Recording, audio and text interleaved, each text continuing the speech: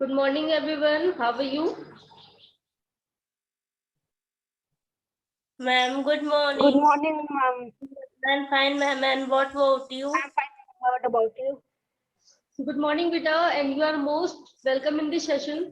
देखिए, अभी अगर आपको लास्ट क्लास में याद हो, हमने हकीम शेख और अमन की स्टोरी पढ़ी थी, याद है सभी को? तो Yes, ma'am. यस, याद है। अमन और उसका Yes. फ्रेंड रंजन, ये दोनों को वायरल फीवर था, बट दोनों का ट्रीटमेंट अलग अलग हुआ। दोनों को एक ही बीमारी के लिए एक को अलग मेडिसिन मिली थी और दूसरे को अलग मेडिसिन मिली थी। चलिए, अभी आपको बताना है कि रंजन कौन से हॉस्पिटल में गया था।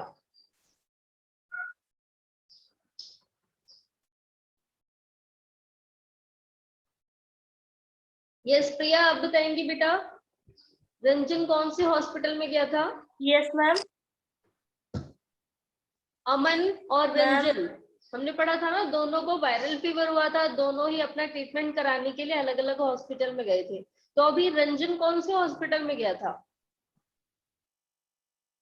मैम, सरकारी हॉस्पिटल में। इस रंजन नहीं, रंजन गवर्नमेंट हॉस्पिटल में नहीं गया है।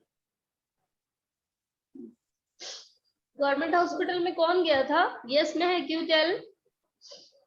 Ma'am, Ranjan private.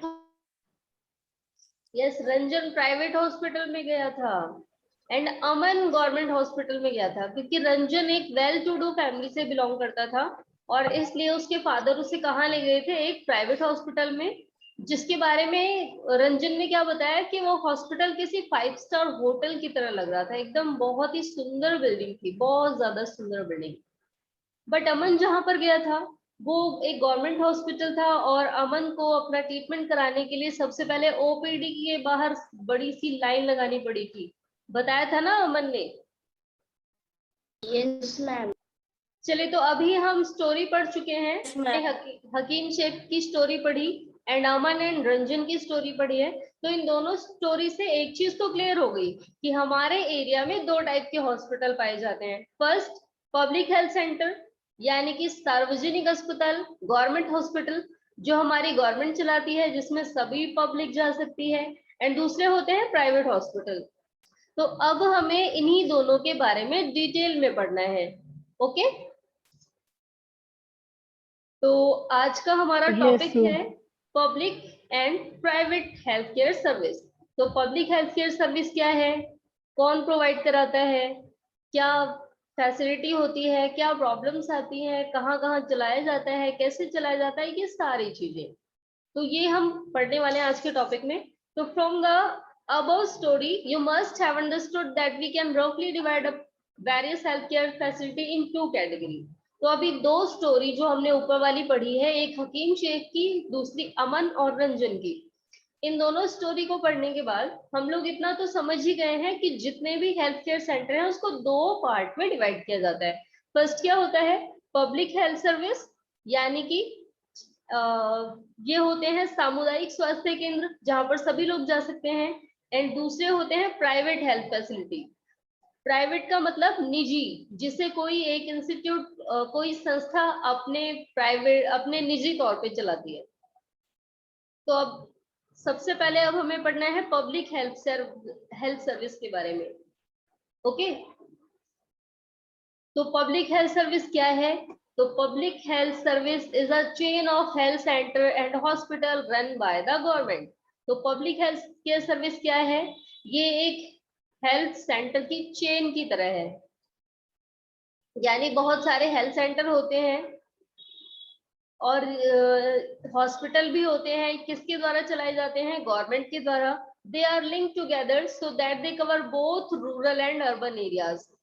तो ये सारे ही एक दूसरे से जुड़े होते हैं और ये बहुत सारे रूरल एंड अर्बन एरिया को भी कवर करते हैं। कवर करने का मतलब कि बहुत सारे गांव के लोग भी इलाज कराने जाते हैं, बहुत सारे शहरों के लोग भी इलाज कराने जाते हैं और जितनी भी प्रॉब्लम्स होती हैं ये उनका ट्रीटमेंट करते हैं। ऑल काइंड्स ऑफ प्रॉब्लम, जैसे कि कॉमन इलनेस हो गई, साधारण बीमारी जैसे कि वायरल फीवर हो गया, तो साधारण बीमारी से लेकर के स्पेशल सर्विस तक ये सारी चीजें गवर्नमेंट हॉस्पिटल हमें प्रोवाइड कराता है, चाहे कोई साधारण सी बीमारी हो चाहे फिर कोई बड़ी बीमारी हो, इन सबका इलाज गवर्नमेंट हॉस्पिटल में कराया जाता है।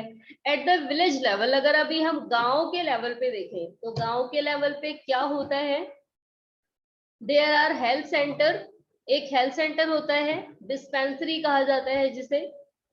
तो यहाँ पर एक हेल्थ सेंटर होता है जहां पर usually nurse and village health worker होते हैं, जहां पर एक नर्स होती है और एक हेल्थ वर्कर होता है, और इन्हें they are trained in dealing with common illness and work under the supervision of doctor at the primary health centre. तो यहाँ पर एक नर्स होती है और एक हेल्थ वर्कर होता है जिसे डॉक्टर की देख रेख में ट्रेन किया जाता है। ट्रेन करने का मतलब कि पहले उसे सिखाया जाएगा कि आपको किसी नॉर्मल बीमारी के लिए क्या ट्रीटमेंट करना है, कौन सी मेडिसिन देनी है, क्या क्या सजेशन देना है, तो ये सारी चीजें उससे पहले सिखाई जाती हैं। उसके बाद उसे गांव के हेल्थ सेंटर पर रखा जाता है, नर्स को भी और हेल्थ वर्कर को भी। Such as a center covers many village in rural area। अब देखिए ये जो प्राइमरी हेल्थ सेंटर होता है, प्राथमिक स्वास्थ्य केंद्र हमारे गांव में, ये बहुत सारे गांवों को कवर करता है, यानी कि किसी एक गांव के लोग नहीं, बहुत सारे गांव के लोग इकट्ठे जाते हैं वहां पर।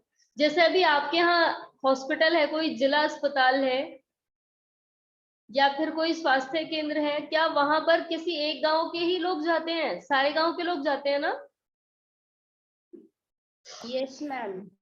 Yes ma'am. तो यहाँ पर देखिए किसी पर्टिकुलर एक गांव के नहीं, सभी गांव के लोग जाते हैं, बहुत सारे गांव के लोग।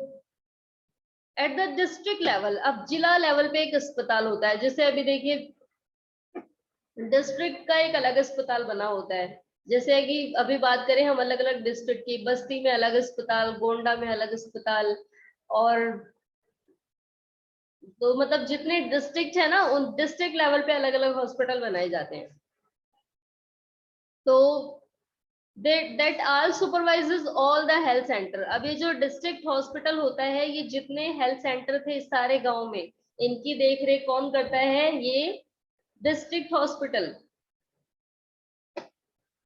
तो ये सारे हेल्थ सेंटर, मान लो ये जो अभी हेल्थ सेंटर खुले हैं गांव में, मान लो यहाँ पर कोई प्रॉब्लम है, कोई दवा नहीं मिल रही या फिर किसी चीज का इलाज नहीं हो पाया, तब उसे कहाँ भेजा जाएगा? डिस्ट्रिक्ट हॉस्पिटल में। ओके, क्योंकि जो डिस्ट्रिक्ट हॉस्पिटल है ये प्राइमरी हेल्थ सेंटर से बड़ा होता है, यहाँ पर फैसिलिटी भी ज्यादा होती है, यहाँ पर डॉक्टर्स भी होते हैं बहुत ज्यादा, नर्सेस भी काफी ज्यादा होती हैं। तो हेल्थ सेंटर, इन सारे हेल्थ सेंटर की देखरेख कौन करता है? District hospital. अब आगे देखिए और क्या बताया है हमें, large cities have many government hospital. जो बड़े बड़े शहर हैं वहां पर गवर्नमेंट हॉस्पिटल ज्यादा है, such as the one where Aman was taken, and also specialized government hospital such as the one in Hakim Sheikh story। तो ऐसे अस्पताल जिनके बारे में अभी हमें अमन की कहानी के थ्रू पता लगा था, और दूसरे वो हॉस्पिटल जो हमने हकीम शेख की स्टोरी में पढ़े थे। तो बड़े बड़े शहरों में बहुत सारे हॉस्पिटल होते हैं, बहुत सारे गवर्नमेंट हॉस्पिटल। अब देखिए अब एक चीज और आती है कि इन हेल्थ सेंटर को पब्लिक क्यों कहा गया है? तो the health centre is called public for many reason. इनको बहुत सारे रीजन से पब्लिक कहा गया है। क्यों? क्योंकि in order to fulfil its commitment to providing health care to all citizen. क्योंकि सबसे पहली चीज कि इन हेल्थ सेंटर्स को खोलने का दावा क्या है, ये मतलब ये जो हेल्थ सेंटर है ये सबकी दवाई करते हैं, सबका इलाज करते हैं, पूरे सिटीजन का। कभी भी ये नहीं कहा जाएगा कि नहीं तुम यहाँ के नागरिक नहीं हो, यहाँ से जाओ। तो इसलिए एक तो इन्हें पब्लिक कहा गया है क्योंकि ये सभी लोगों का इलाज करते हैं। The government has established this hospital and health centre. और जो हमारी गवर्नमेंट है वो ही इन हॉस्पिटल्स और हेल्थ सेंटर को स्टैब्लिश करती है, स्थापना करती है। एक चीज और ध्यान रखनी है बेटा आपको, अभी हम लोग स्टेट गवर्नमेंट के बारे में पढ़ रहे हैं, बताया था ना मैंने आपको। तो यानी कि आपके एरिया में कितने हॉस्पिटल खुले हैं, कितने हेल्थ सेंटर चल रहे हैं, ये सारा कौन देखता है? वहां की स्टेट गवर्नमेंट, ना कि सेंट्रल गवर्नमेंट। ओके, कौन देखता है? State government. राज्य Yes, सरकार ma'am. देखती है, केंद्र सरकार नहीं देखती, राज्य सरकार। तो स्टेट गवर्नमेंट देखती है ये सारी चीजें कि कितने हॉस्पिटल है, कहाँ पर कैसा खर्चा आ रहा है। चलिए अभी आगे देखते हैं। और तो जो हमारी स्टेट गवर्नमेंट है वो इन हॉस्पिटल को स्टैब्लिश कराती है और हेल्थ सेंटर की भी स्थापना करवाती है। Also the source needed to run this service are obtained from the money that we the public pay to the government as taxes. अब गवर्नमेंट को इन हॉस्पिटल्स को चलाने के लिए, इन हॉस्पिटल्स को खुलवाने के लिए, डॉक्टर्स को सैलरी देने के लिए, या फिर हॉस्पिटल में नए नए इक्विपमेंट मंगाने के लिए, बेड खरीदने के लिए पैसे भी तो चाहिए ना। तो वो पैसे कहाँ से आते हैं? गवर्नमेंट के पास। यस, मालूम है आप लोगों को कि गवर्नमेंट को इनकम कहाँ से होती है? नहीं मालूम? मैम जो हम लोग इनकम टैक्स देते हैं। यस, वेरी गुड महक। तो हम लोग जो टैक्स पे करते हैं, उन्हीं टैक्स के थ्रू हमारी गवर्नमेंट की इनकम होती है। और हमारे द्वारा रुपए गए, हमारे द्वारा जो रुपए दिए जाते हैं टैक्स के रूप में, वो हमारे ही ऊपर तो खर्च होते हैं ना। क्योंकि उन गवर्नमेंट हॉस्पिटल्स में फैसिलिटी कौन लेता है? हम ही लेते हैं जाके। तो देखिए, गवर्नमेंट को ये जो भी इनकम चाहिए ये कहाँ से मिलती है? उन्हें जो पब्लिक टैक्स पे करती है। और ये फैसिलिटी सभी के लिए होती है यानी कि ऐसा नहीं पर्टिकुलर एक पर्सन नहीं, यहाँ पर जो चाहे वो गवर्नमेंट हॉस्पिटल में अपना ट्रीटमेंट करा सकता है। तो यानी कि फैसिलिटी किसके लिए है? एवरीवन, सभी के लिए। One of the most important aspect of the public health system is that it means to provide quality healthcare service either free at a low cost. अब देखिए एक दूसरा और इसका फायदा हेल्थ केयर सर्विस का। आप सभी ने देखा होगा कि गवर्नमेंट हॉस्पिटल में जो मेडिसिन मिलती हैं, जो दवाइयाँ मिलती हैं, बहुत सारी दवाइयाँ फ्री ऑफ कॉस्ट होती हैं। उसमें लिखा रहता है नॉट फॉर सेल। देखा है ना आप लोगों ने? Yes ma'am. तो यानी कि Yes. देखिए, वो दवाइयाँ हमें फ्री में दी जा रही हैं। और अगर दवाइयाँ मान लो बहुत बार पैसे में मिलती भी हैं तो बहुत ही कम प्राइस पे मिलती हैं, लो कॉस्ट पे। तो ये जो पब्लिक हेल्थ केयर सेंटर है, यहाँ पर फ्री ऑफ कॉस्ट मेडिसिन दी जाती हैं या फिर बहुत ही लो कॉस्ट पे, so that even the poor can seek treatment. यानी कि गरीब से गरीब व्यक्ति भी अपना इलाज करा सकता है, क्योंकि यहाँ पर खर्चा बहुत ही कम आता है।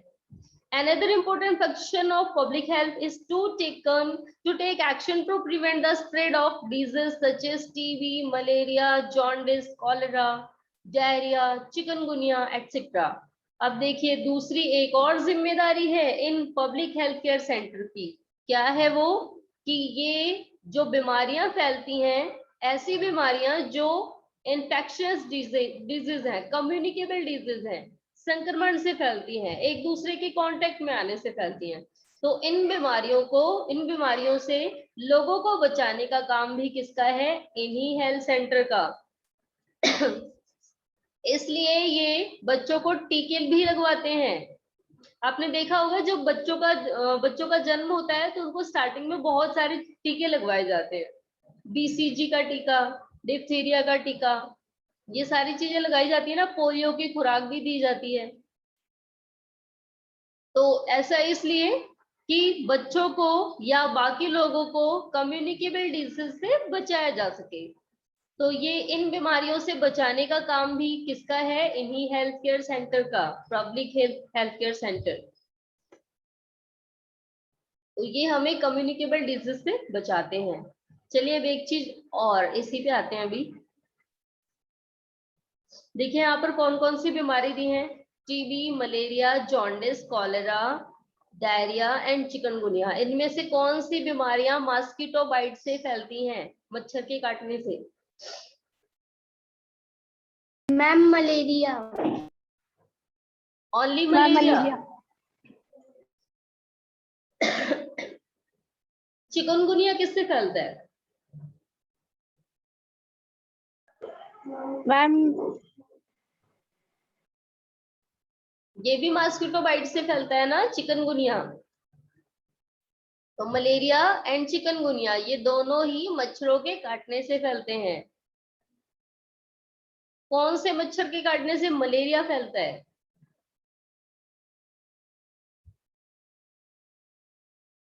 ये भी आप लोग पढ़ चुके होंगे। नहीं,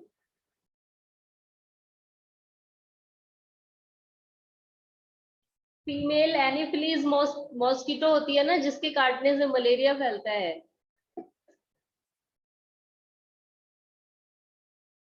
और एक आपको मैं एक और इंटरेस्टिंग सी बात बताऊं, जितनी भी मॉस्किटो से होने वाली बीमारियां हैं वो लेडीज मच्छर के काटने से फैलती हैं, जेंट्स के काटने से नहीं। यानी कि अगर अभी कोई भी बीमारी होती है ना मॉस्किटो बाइट से, तो यानी कि किसने काटा है? फीमेल मच्छर ने। चलिए अभी हम टॉपिक पे आते हैं। तो अब आगे देखिए और बीमारी दी है, जॉन्डिस, कॉलेरा, डायरिया। ये बीमारियां किससे फैलती हैं?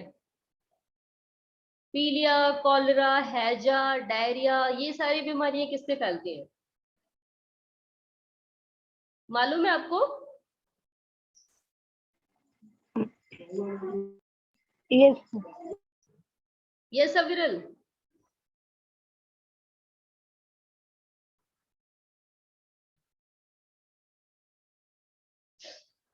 चलिए अभी कांता की स्टोरी याद करनी है। कांता की बेटी बीमार थी, क्यों बीमार थी वो जानते हैं आप लोग? वो बीमार क्यों हो गई थी? मैम जो वहाँ पे जो रहती थी मैम, वो इन्विरोनमेंट मैम साफ सुथरा नहीं था। यस, क्योंकि उसके आसपास का माहौल साफ सुथरा नहीं था। बिल्कुल करेक्ट। तो ये जो बीमारियां हैं ना, जॉन्डिस, कॉलेरा, डायरिया, ये सारी बीमारियां गंदगी से होती हैं। कब? जब गंदगी खाने या पानी के थ्रू हमारे पेट में चली जाती है, तब हम बीमार हो जाते हैं। तो ये डायरिया, जॉन्डिस, कॉलेरा, ये सारी बीमारियां या तो हम अगर कुछ दूषित खा लेंगे तब होंगी, या कुछ दूषित पी लेंगे तब होंगी। चलिए अभी आगे आते हैं। This has to be organised by government with the participation of people, otherwise is not effective. तो अब इन बीमारियों से लोगों को बचाना गवर्नमेंट का काम है, लेकिन अगर हम ये कह दें कि पूरा का पूरा गवर्नमेंट ही सब कुछ करेगी तो ये पॉसिबल नहीं है। मान लो देखिए, मलेरिया फैल रहा है, doctor public health care centre ने क्या कहा, सर्वे करा दिया कि सभी लोगों के यहाँ कूलर में पानी ना भरा रहे। अब क्या वो बार बार आएंगे देखने के लिए कि आप ही एक के अकेले के घर में, वो क्या वो बार बार आ सकते हैं देखने के लिए कि पानी भरा है या नहीं? नहीं आ सकते ना। No ma'am. यानी कि अगर हमारा भी पार्टिसिपेशन मिले, हमारी भी भागीदारी हो, हम लोग भी गवर्नमेंट के साथ मिल करके स्टेप उठाएं, तब ये बीमारियां खत्म हो सकती हैं। ओके, तभी ये इफेक्टिव रहेगा, अदरवाइज इफेक्टिव नहीं रहेगा। देखिए जैसे एग्जांपल भी दे दिया है, when taking up a campaign to see the mosquito do not breed in water cooler, roof top etcetera. जैसे अब ये देखना है कि मच्छरों से होने वाली बीमारियां ना हो, तो इसके लिए कूलर साफ रखें लोग, अपने छत में पानी ना इकट्ठा होने दें। तो ये सारी चीजें लोगों को देखनी है कि हमारे घर में कोई ऐसी चीज तो नहीं है जहां पर पानी इकट्ठा हो रहा है, क्योंकि जितने भी मच्छर हैं ये मोस्टली मीठे पानी में ही पनपते हैं, और बारिश का जो पानी होता है वो मीठा होता है। ओके। अब एक चीज और आप बताएंगे, बारिश का पानी मीठा क्यों होता है? एवोपरेशन तो समुद्र से भी होता है ना, कोई बताएगा इसका आंसर? मैम क्योंकि मैम वो पानी मैम सॉल्टी होता है इसीलिए। नहीं अविरल, जिस देखिए मैंने भी ये पूछा है ना कि जो बारिश का पानी है वो मीठा पानी क्यों होता है, जबकि आपने सुना है कि क्लाउड फॉर्मेशन कैसे होता है? एवोपरेशन से। तो एवोपरेशन तो समुद्र के पानी का भी होता है, यानी कि उन समुद्र के पानी को एवोपरेट होने के बाद वो भी बादल बनता होगा। तो जब बारिश होती है तो वो मीठे पानी की क्यों होती है? बताएगा कोई? यस महक, मालूम है आपको? नो। चलिए मैं बताती हूँ आपको इसका आंसर, लेकिन भूलना नहीं है, याद रखना है, क्योंकि सेम यही चीज अभी आपके टॉपिक में आने भी वाली है ज्योग्राफी में। तो ऐसा इसलिए क्योंकि जब पानी एवोपरेट होता है तो उसके अंदर जो नमक मिक्सअप होता है वो एवोपरेट नहीं होता। आपने नमक बनने की प्रोसेस भी सुनी होगी।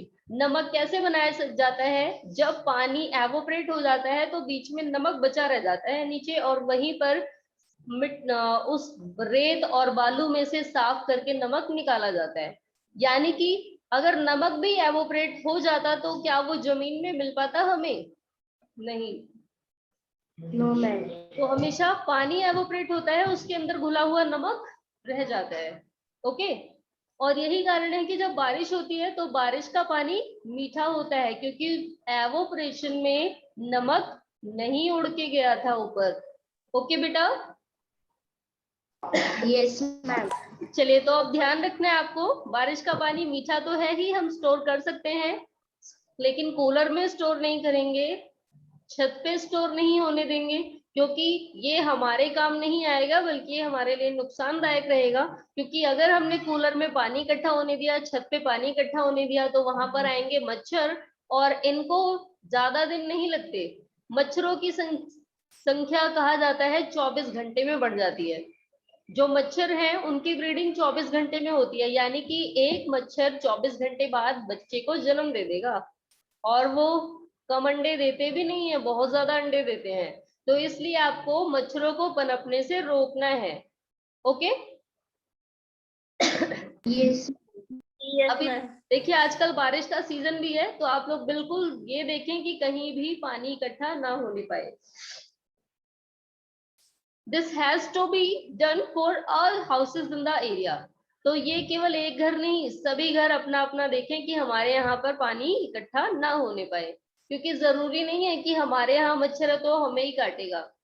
आपके घर का मच्छर पड़ोसी के यहाँ जाके भी तो काट के आ सकता है ना, या नहीं? Yes ma'am. तो बिल्कुल यस पानी मैम। नहीं पनपने देना है। चलिए अभी आगे आते हैं। रिकॉल द केस ऑफ हकीम शेख। अभी हकीम शेख की स्टोरी याद करनी है फिर से। Would you like to know that the court said in this case? क्या आप जानना नहीं चाहते कि कोर्ट ने क्या आदेश दिया? तो अभी देखिए, पिछली क्लास में हम लोग केवल अपना ओपिनियन दे रहे थे कि गवर्नमेंट को, हम अगर जज होते तो हम ऐसा करते, हम अगर जज होते तो ऐसा करते, लेकिन एक्चुअल में जज ने क्या आदेश दिया था अभी पढ़ते हैं आगे। So according to our constitution, it is the primary duty of the government to ensure the welfare of the people and provide healthcare facilities to all. तो हमारे कंस्टिट्यूशन के अकॉर्डिंग, हमारे संविधान के अनुसार, गवर्नमेंट का ये कर्तव्य है, ये उनकी प्राइमरी ड्यूटी है कि वो ये एंश्योर करें कि लोगों को उनकी प्रॉपर हेल्थ फैसिलिटी मिले, क्योंकि सभी को जीने का अधिकार है।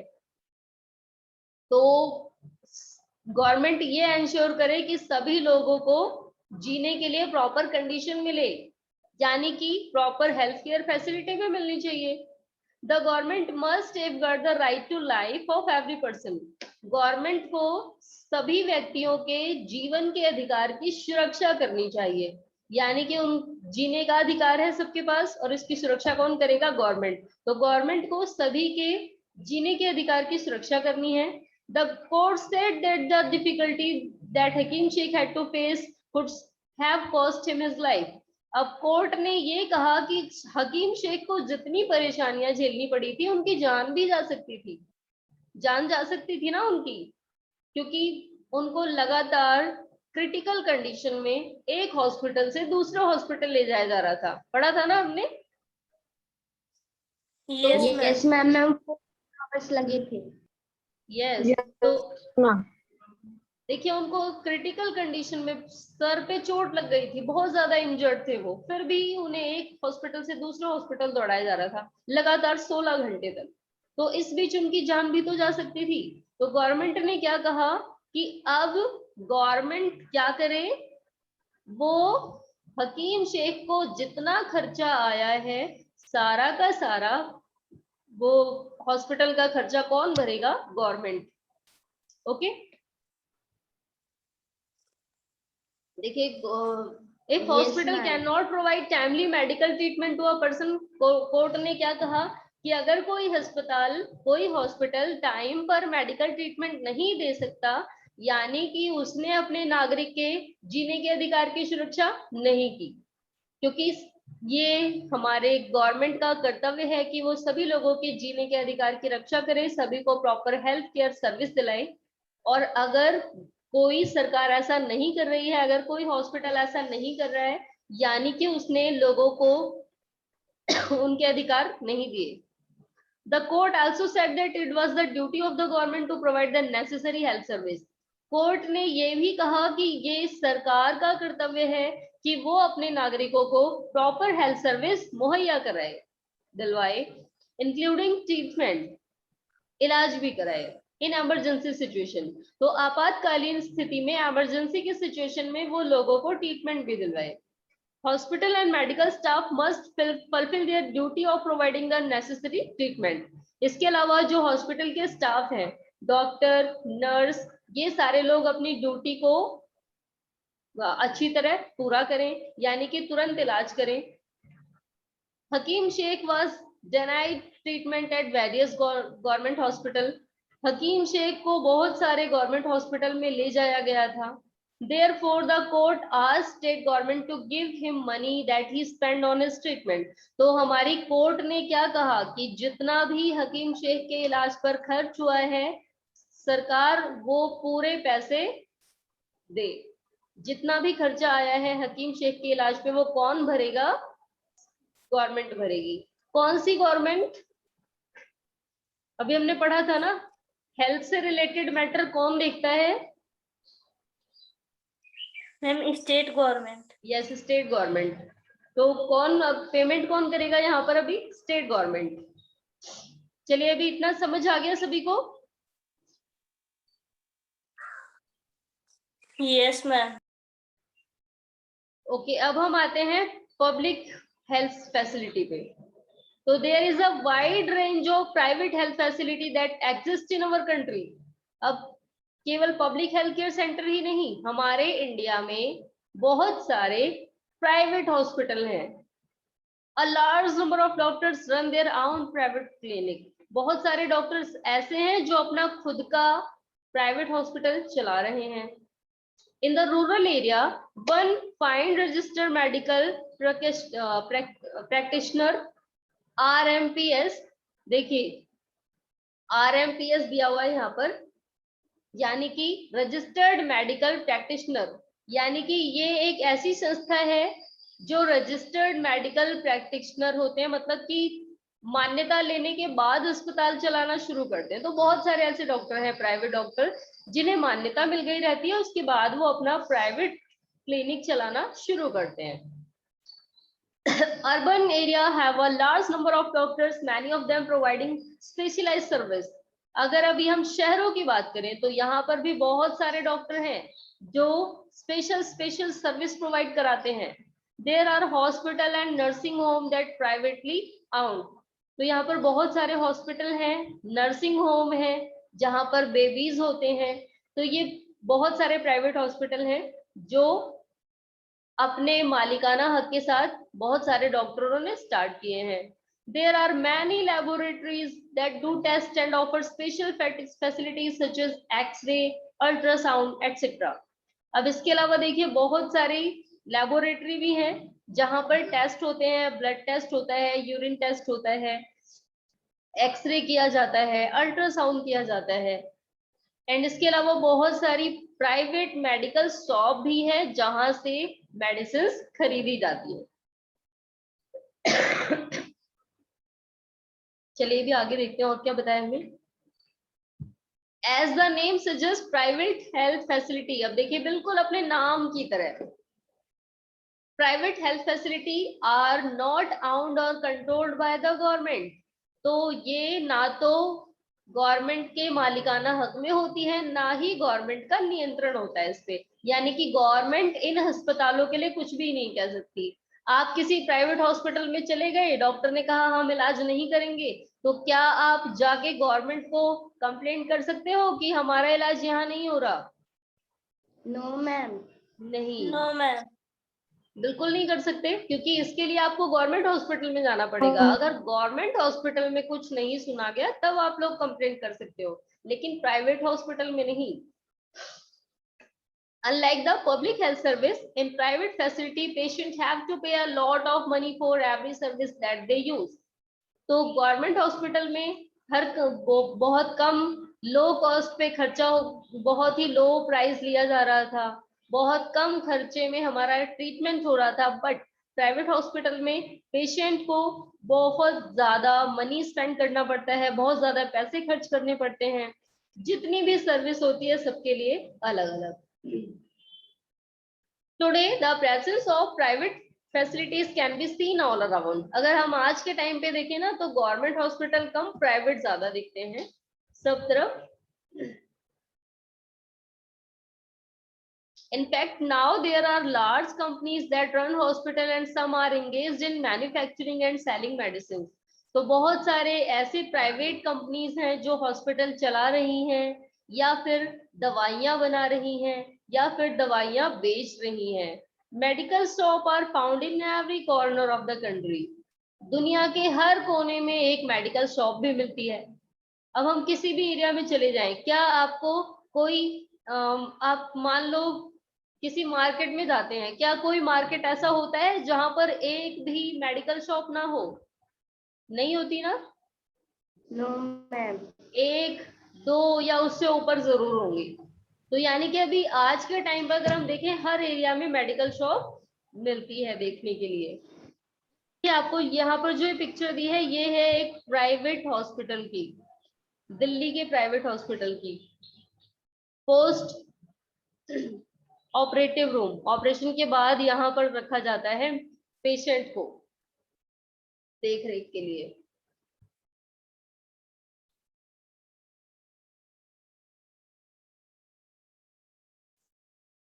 चलिए बेटा, तो अभी आज के लिए इतना ही, और बाकी अब हम लोग नेक्स्ट क्लास में ना आगे का टॉपिक पढ़ेंगे, health care and equality, is adequate health care available to all. तो ये टॉपिक हमें नेक्स्ट क्लास में पढ़ने हैं कि क्या हेल्थ केयर को लेकर के समानताएं हैं, क्या प्रॉपर सभी लोगों के लिए हेल्थ केयर सेंटर अवेलेबल है या नहीं, ये हमें पढ़ना है नेक्स्ट क्लास में। तो आज के लिए अभी आपका होमवर्क है, मैं आपको क्वेश्चन सेंड करूंगी। अभी जितना आपने पढ़ा है इस टॉपिक से रिलेटेड, आप उस क्वेश्चन का आंसर लिख के सेंड करेंगे। ओके बेटा? Yes ma'am. Ma'am word meaning पे कीजिएगा। Yes, word meaning. Good bye everyone. Ma'am good bye. Good bye to all.